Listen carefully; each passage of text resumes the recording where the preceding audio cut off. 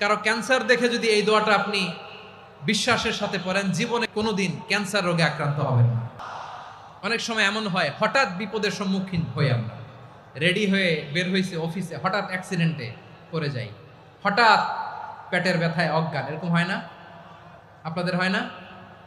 বিষ্ণু ইসলাম বলেন, আকস্মিক দুর্ঘটনার বিপদ থেকে যদি কেউ বাঁচতে চায়, সকাল সন্ধ্যা যেন প্রত্যেকে এই দোয়াটা পড়ে। সকালে যদি 3 বার পড়ে, সন্ধ্যা পর্যন্ত হঠাৎ হঠাৎ বিপদ থেকে সে রক্ষা পাবে।